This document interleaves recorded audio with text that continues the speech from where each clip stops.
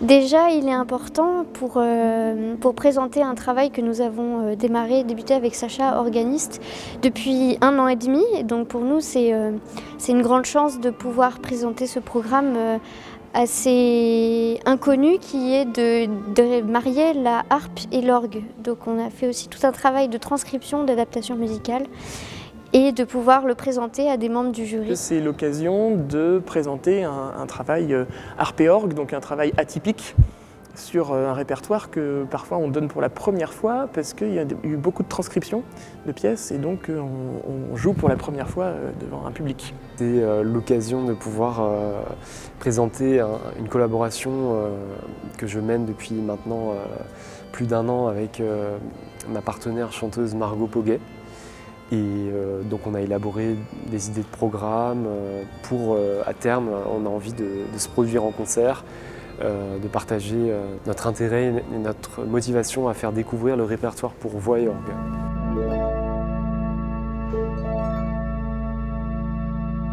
Alors le fait d'associer la harpe à l'orgue est très complémentaire puisque ça apporte des timbres différents, ça apporte des dynamiques différentes. L'orgue est un instrument qui aussi reste dans les églises et nous, ça nous permet de faire découvrir d'autres instruments et d'autres visions de ce que peut être l'orgue qui est souvent solitaire.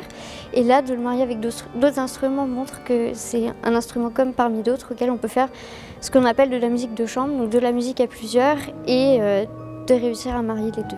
Ah oui, sur le papier, on n'y croit pas trop, parce qu'on se dit que la harpe va se faire manger par l'orgue. Et en fait, on a vraiment cherché à équilibrer les deux et à ce qu'il n'y ait pas un instrument qui accompagne l'autre. Et donc, on a vraiment à cœur presque qu'on oublie qu'il y a un duo et qu'on puisse mélanger les deux instruments entre eux. L'orgue et la voix fonctionnent très bien ensemble. Il y a beaucoup de répertoires qui gagnent à être connus et qu'on aimerait défendre. Ouais, le conservatoire m'a personnellement beaucoup apporté, il fait en partie ce que je suis aujourd'hui puisque j'ai rencontré des personnes formidables, des professeurs extrêmement compétents qui m'ont fait découvrir plein de choses et le goût justement d'aller voir plus loin et d'essayer des choses nouvelles puisqu'on est dans un cadre aussi au conservatoire qui est très familial et très exigeant et nous pousse chacun en tant qu'élève et en tant que futur artiste à nous forger une personnalité qu'après on se rend compte par la suite qu'on peut développer et toutes les bases nous ont été données ici à Saint-Maur en fait. Alors d'abord je pense que le CRR c'est des grandes rencontres. Des rencontres avec le professeur, avec Eric Lebrun, des rencontres avec des amis avec qui je garde contact. Et puis une rigueur, évidemment, parce que la réputation du Conservatoire de Saint-Maur n'est plus à faire. Et ça, c'est une chance d'avoir des professeurs d'abord de cette qualité, cette rigueur, et aussi humainement fabuleux.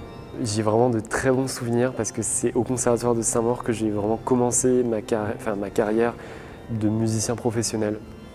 Avant, j'hésitais entre d'autres filières et après mon bac, je suis rentré au Conservatoire de Saint-Maur et j'ai su que c'était la musique que je voulais faire. Donc, pour moi, ça a été des années fondatrices en fait, dans mon parcours.